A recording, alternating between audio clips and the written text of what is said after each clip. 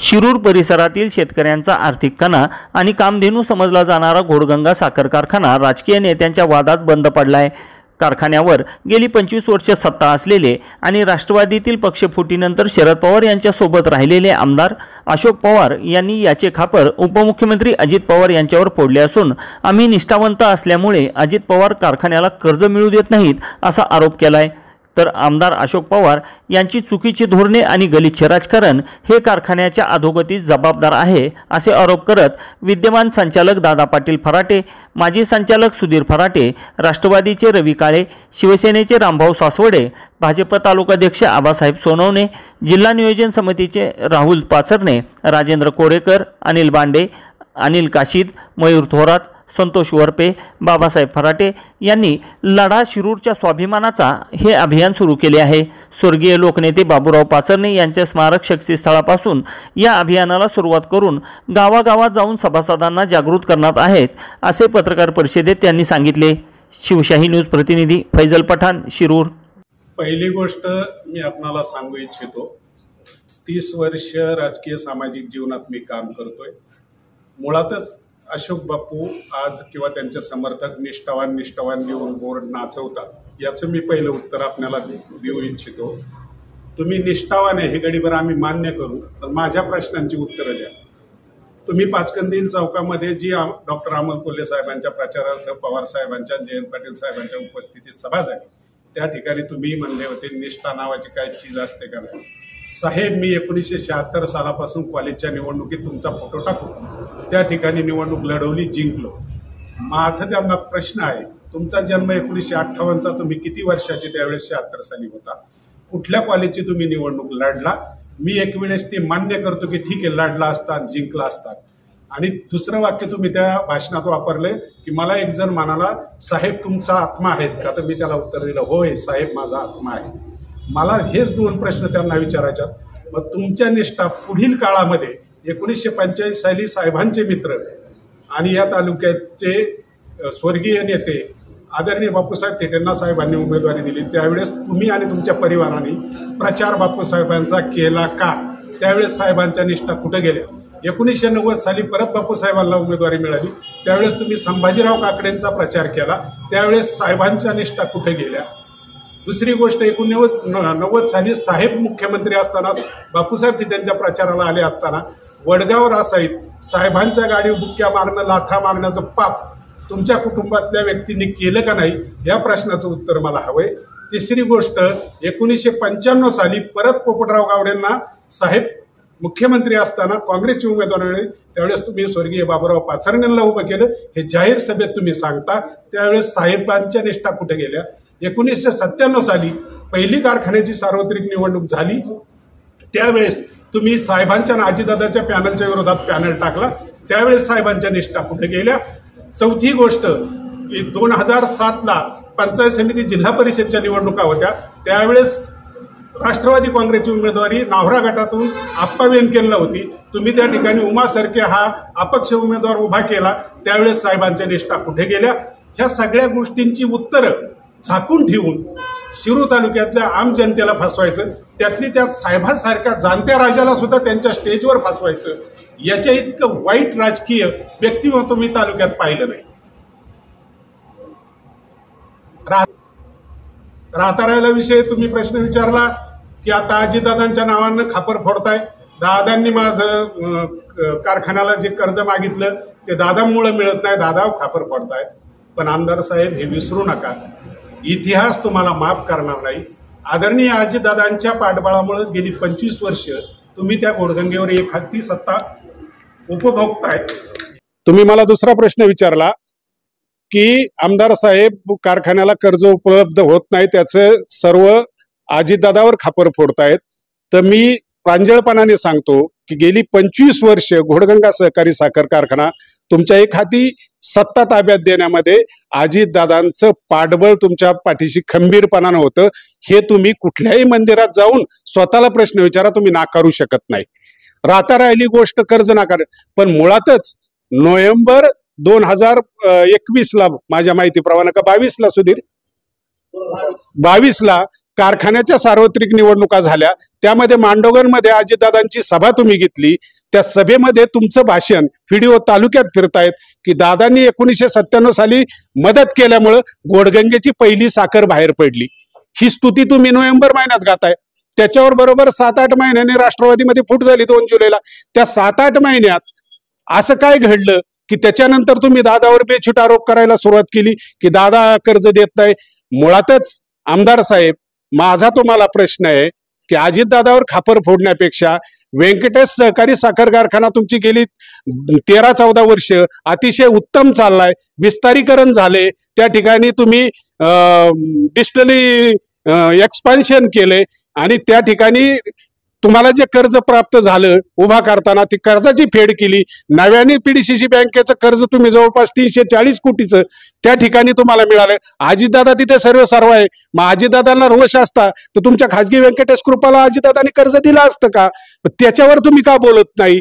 घोडगंगेच्या बाबतीमध्ये NCDC असू किंवा त्याच्या अगोदर 1 वर्षभर तुम्ही 107 कोटीचा प्रस्ताव शिखर बँकेला दिला होता. जी शिखर बँक 30 वर्ष झाली घोडगंगेला कर्ज देते. त्या शिखर बँकेने तुमचा प्रस्ताव तुमच्या त्या ठिकाणी अपरतुतेमुळे त्या ठिकाणी रद्द केला होता. त्यावेळेस तुम्ही हायकोर्टात का नाही गेले? आता NCDCने तुम्हाला कर्ज दिलं नाही म्हणून तुम्ही हायकोर्टात गेले, परंतु आता हायकोर्टात गेले. माझा तर सरळ आक्षेप आहे, उद्याच्या विधानसभा डोळ्यात समोर ठेवून अजितदादाच्या बद्दल खोटा नरेटिव्ह सेट करणं, त्या ठिकाणी निष्ठावांचे बोर्ड हातात घेऊन नाचणं, तिथं पवार साहेबांची कुठेतरी सहानुभूती मिळणं, याच्या हा तुमचा केविलवाना प्रयत्न चालू आहे. याच्या पलीकडे दुसरं काही नाही. परंतु आमदार साहेब, शेवटी मांजर दूध पिऊन दूध पित असलं तरी कुणीतरी पाहत असतं. आमदार साहेब, शिरूरची जनता हे गेली 25 वर्ष जवळून पाहते. तुम्हाला जनता माफ करणार नाही. पत्रकार परिषदेमध्ये की घोडगंगा सहकारी साखर कारखान्याला कर्ज उपलब्ध झालं नाही म्हणून कारखाना बंद आहे आणि सरकार किंवा अजितदादा मला कर्ज देत नाही म्हणून साखर कारखाना बंद, म्हणून याचं राजकीय भांडवल आहे. मी बऱ्याचशा वेळा सांगतो, शरद पवार आणि अजित पवार फक्त साखर कारखान्याला कर्ज द्यायला जन्माला आल्यात का? आपण कधी कारखाना चांगला चालवणार का नाही? 1 पंचवार्षिक देवेंद्र फडणवीसांना बदनाम, 1 पंचवार्षिक बाबूराव पाचरण्यांना बदनाम आणि 1 पंचवार्षिक आता ह्या पंचवार्षिकला तुम्ही अजितदादांनी मला कर्ज दिलं नाही म्हणून मी इकडे गेलो मी तिकडे गेलो सांगून. परंतु 25 वर्षे एक हाती सत्ता असताना आपण कारखाना चांगला चालवला नाही, लोकांना जाऊन काय सांगायचं? परंतु आज सभासदांमध्ये अशी भावना आहे, लाज वाटली पाहिजे त्यांना, आपण साखर कारखाना चांगला चालवला नाही आणि नुसतं कर्ज दिलं नाही म्हणणं की लोकांना शोभनीय नाही. लोकप्रतिनिधी म्हणून या साखर कारखान्याच्या सगळ्या नुकसानीला अशोक पवारच जबाबदार आहेत आणि ते म्हणतात मी स्वाभिमानीने मी पवार साहेबांच्याकडे गेलो, तिथं मी स्वाभिमानी आहे. कुणाकडे स्वाभिमानी आहे आणि कुणाची गद्दारी हे काय ठरवणार आहे? 22,000 सभासदांनी तुम्हाला 25 वर्षे एकनिष्ठेने सभासदांनी ती तुम्हाला चेअरमन ठेवलं, सातत्यानं सत्ता दिली. त्यांच्या संघ तुम्ही ज्यांनी निष्ठेने दिलं त्यांच्या संघ गद्दारी, ज्या कामगारांनी तुम्हाला आमदार केलं निष्ठेने केलं त्यांच्या संघ गद्दारी, ज्या शिरूर तालुक्यातल्या ऊस उत्पादकांनी तुम्हाला विश्वासाने ही संस्था ताब्यात दिली त्या ऊस उत्पादकांसाठी सुद्धा तुमची गद्दारी आहे. आणि म्हणून असा लोकप्रतिनिधी आम्ही निवडून लोकांनी दिलेला आहे की इकडं कागदपत्रावर सही केली आणि मी इकडच्या बाजूला गेलोय असं म्हणणं हे सुद्धा आज उचित होणार नाही. घोडगंगा सहकारी साखर कारखान्याला कर्ज मिळवण्यापेक्षा आपल्यावर कर्ज का झालं याचं उत्तर आमदारांनी तालुक्याला समोर दिलं पाहिजे. जनरल मीटिंग मध्ये काय होणार हे आपल्याला सगळ्यांना माहिती आहे, परंतु ही संस्था का बंद पडली याचं उत्तर मात्र आमदारांनी दिलं पाहिजे. एवढंच आमचं साधं मत आहे. आम्हाला नाही किती कोटी तोटा झाला आणि कुणी दिला आणि कोणाच्या काय भोजन, सामान्य सभासदाला काय कळते त्याच्यातलं. परंतु या साखर कारखान्याला अजितदादांनी मदत केलेली पूर्वीच 25 वर्ष ही माणसं या साखर कारखान्याला कर्ज देण्यासाठी उभी राहिली. ती माणसं ही साखर कारखाना बंद पडावा अशी कधीच अपेक्षा ठेवायचं कारण नाही. पवारसाहेबांनी मदत केली, अजितदादांनी मदत केली, परंतु आज कारखाना बंद पडलाय त्याचं खापर कोणावर पडायचं? तर आज अजितदादा अर्थमंत्री त्यांनी मला कर्ज दिलं नाही, मी इकडे गेलो. राजकीय भांडवल करण्यासाठी संस्था अजिबात कृपा करून आमदार साहेब वापरू नका.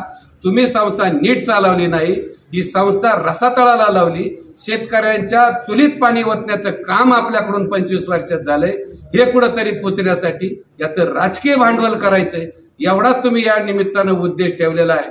स्वाभिमानाची गद्दारी आहे तुमची, एवढंच मी आपल्याला या शिरूरच्या जनतेला सांगतो. आमदार अशोक पवार यांचा स्वाभिमान नसून तालुक्याची केलेली गद्दारी. आमदार अशोक पवारच कारखान्याचं काम कुणाकडे केलं त्यांनी? कारखान्यात. पगार कोणी नाही दिला? त्यांना कर्ज मिळत नाही, त्यांचा पगाराचा काही संबंध आहे का? पैशाचं त्यांनी काम केलं, त्याला पैसे मिळाले पाहिजे. सालकरी गडाला सांगितलं नाही शेजाऱ्याकडून पैसे घेऊन जमन का? नाही जमत. कामगार आपल्या सोबत आहेत का? कामगारांचा सोबत आहे. आम्हाला लढा आमचा मानण्यापेक्षा लढा शिरूरच्या अभिमानाचा आमचा लढायची ही पदयात्रा आहे. 10 वर्षापूर्वी केली, आता आम्ही परत करतोय. तेव्हा कारखाना बंद पडन म्हणून सांगायचो, आता कारखाना चालू करा म्हणून सांगतोय. ही अवस्था झालीच ना साखर कारखान्याची. आणि मग कोणी केली याचं उत्तर त्यांना विचारण्याची गरज आहे. परंतु त्यांना कोणी ह्या प्रश्नासंदर्भात खऱ्या अर्थाने विचारलं गेलं. आमदारांनीच ही गोष्ट क्लिअर करायला पाहिजे. तुम्ही कबूल करा, घोडगंगा सहकारी साखर कारखाना माझ्या आर्थिक नियोजनामुळे तोट्यात आला. आर्थिक नियोजनाचं पारितोषिक जर व्यंकटेशला मिळतंय आणि आर्थिक नियोजन ढासळून जर घोडगंगा बंद पडतोय, याला काय संचालक, सामान्य शेतकरी, ऊस उत्पादक, कामगार जबाबदारी का? याला जबाबदार स्वतः आहे तुम्ही, तरी तुम्ही त्याची जबाबदारी स्वीकारित नाही. अजितदादांवर ह्याची जबाबदारी, तुम्ही चेअरमन आणि अजितदादावर जबाबदारी ढकलतात कशी? आणि शिरूर तालुक्याची जबाबदारी असणाऱ्या घोडगंगा कारखान्याच्या बाबतीत विद्यमान आमदारांनी गेली 22 वर्ष 25 वर्ष एक हाती सत्ता असताना सुद्धा आपल्या नाटकपणामुळे आणि भ्रष्ट कारभारामुळे हा कारखान्याची आजची ही जी अवस्था झालेली आहे, त्या अवस्थेची पोलखोल करण्याच्या बाबत या ठिकाणी आम्ही सर्वजण शेतकरी एकत्र येऊन खऱ्या अर्थानं पदयात्रेचं आयोजन केलेलं आहे. त्याबाबतच्या नियोजनाच्या बैठकीसाठी या ठिकाणी आम्ही जाऊन 22 महिन्यापूर्वी घोडगंगेची निवडणूक झाली. 22 महिन्यानंतरची जी आज परिस्थिती आहे, कारखाना बंद आहे आणि आगामी गळीत हंगाम चालू होईल का नाही याबद्दल सभासद शेतकरी जनतेमध्ये शासकता आहे. त्या दृष्टीने घोडगंगा किसान क्रांतीच्या माध्यमातून लढा शिरूरच्या स्वाभिमानाचा आम्ही चालू करतोय. 22/9/2024 पासून तो 200 किलोमीटरचा पायी दौरा असणार आहे. सर्वसामान्य शेतकरी जनतेला बरोबर आणि त्याची सुरुवात 18 तारखेला लोकनेते आदरणीय स्वर्गीय बाबुरावजी पाचरणे साहेब यांच्या स्मारकाजवळ शक्तीस्थळावर त्या ठिकाणी सुरुवातीचा पहिला मोठा मेळावा होणार आहे.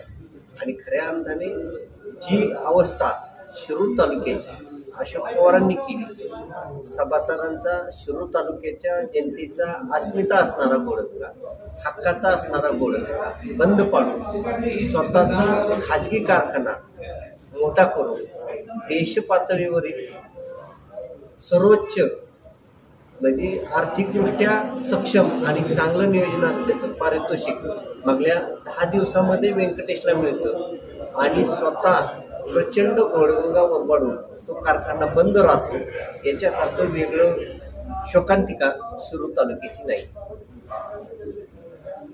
ताज्या घडामोडी जाणून घेण्यासाठी शिवशाही न्यूज यूट्यूब चॅनलला सबस्क्राईब करा. आपण हा व्हिडिओ फेसबुकवर पाहत असाल तर फेसबुक पेज फॉलो करा आणि शिवशाही न्यूज.com या आपल्या वेबसाईटलाही भेट द्या.